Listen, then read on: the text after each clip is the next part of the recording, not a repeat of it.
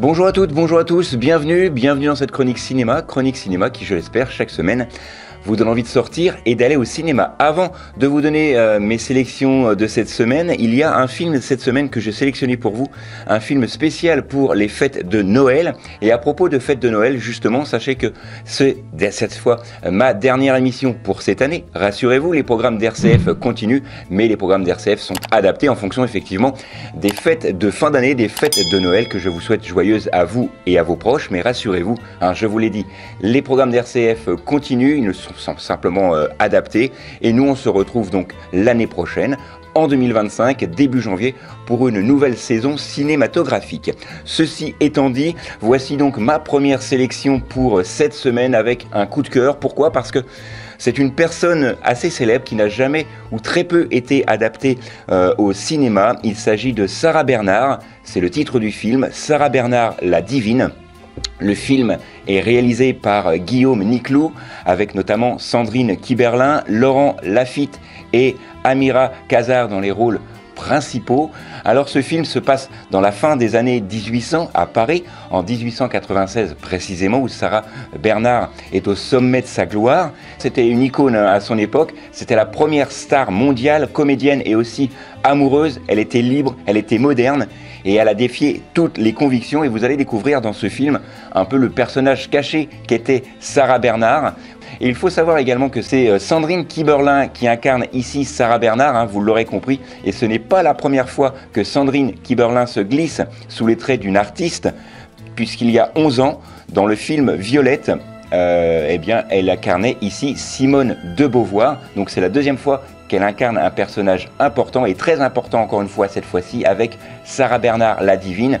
Et Laurent Lafitte, quant à lui, incarne Lucien Guitry. C'était un acteur des années 1890, c'était le père de Sacha Guitry et qui aurait eu une aventure donc avec Sarah Bernhardt. Ils ont même d'ailleurs vécu une passion amoureuse. Vous découvrirez tout cela dans le seul film à ma connaissance qui existe sur Sarah Bernhardt. Il y en a un autre, mais bon, c'était pas totalement sur elle, c'était en 1996, c'était un film réalisé par Richard Fleschner, mais là c'est réellement un film entier consacré à la divine Sarah Bernhardt, et c'est d'ailleurs le titre du film.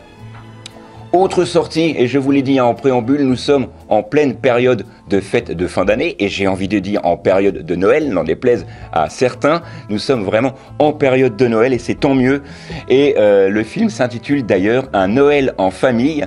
C'est avec Noémie Lvovsky, Didier Bourdon et Alice Debelcourt. Alors ce film est un ovni, encore une fois, mais un petit peu moins que les boules de Noël dont nous avons parlé il y a une quinzaine de jours. Là, c'est une famille qui décide d'inviter leurs enfants à Noël. Bien sûr, vous l'aurez compris, tout ne va pas se passer comme prévu, puisque il y a deux générations qui se confrontent un petit peu à tout cela. Une famille un peu traditionnelle qui justement aime les fêtes de fin d'année et les fêtes de Noël, et des enfants qui bien sûr aiment les fêtes de Noël, mais ils sont un peu si vous voulez, écolo, ils n'aiment pas trop dépenser, ils font attention à la facture d'électricité, donc ils font aussi attention, si vous voulez, au bien-être animal, donc contre le foie gras, etc. Donc ce sont un petit peu ces générations et ces opinions qui vont se mélanger dans ce film.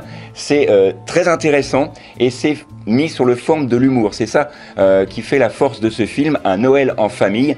Je vous l'ai dit, ici, Noémie Lvovsky et Didier Bourdon forment un couple formidable, très drôle, très attachant. Le film s'intitule Un Noël en famille et bien évidemment, vous l'aurez compris, il sort cette semaine. Autre sélection, et c'est là où l'on rejoint le préambule avec effectivement les fêtes de Noël et un film à voir en famille pour ces fêtes de Noël. C'est un préquel au Roi Lion qui sort près de 30 ans après le film d'animation original qui était sorti en 1994. Et oui, déjà ça passe. Et ce film va nous raconter, donc c'est Mufasa le Roi Lion, c'est en fait plein de flashbacks qui vont comme ça venir et raconter la légende de Mufasa avec l'aide de Timon, de Pumba. Mufasa est un lionceau orphelin, désorienté, qui a rencontré Taka, l'héritier de la digne lignée royale. C'est un film très réussi en images, j'ai envie de dire, d'animation, mais c'est plus sur le dessin animé. Là, on est vraiment sur des captures quasiment réelles. On croirait les animaux réels, mais bien évidemment, ils ne le sont pas. C'est un film formidablement bien réalisé. Les enfants en prendront plein les yeux. Vous, grands enfants que vous êtes, puisque nous sommes tous de grands enfants, eh bien, vous retomberez 30 ans en arrière avec ces petits flashbacks qui vous vont en apprendre beaucoup sur le Roi Lion. Ce film sort cette semaine, le titre est tout simple, Mufasa, le Roi Lion, et bien évidemment, vous l'aurez compris, il sort cette semaine. D'autres films, bien sûr, sont sortis. Pour cela, je vous donne rendez-vous sur la page Facebook de la Chronique Cinéma avec le rendez-vous des spectateurs ou encore sur la chaîne YouTube. Et pour retrouver les anciennes émissions que nous vous prépare avec les équipes d'RCF, eh bien rendez-vous avec l'application RCF Radio, que ce soit donc sur iOS et Android. Il suffit de télécharger l'application, vous allez tout en bas sur les rediffusions et vous allez pouvoir retrouver toutes les émissions d'RCF qui ont été spécialement créées pour vous. Nous, on se retrouve, je vous l'ai dit, l'année prochaine. Je vous souhaite d'excellentes fêtes de fin d'année à vous, à vos proches et bien évidemment, n'oubliez pas, le cinéma est fait pour tous ceux dont la curiosité est le plus grand des défauts.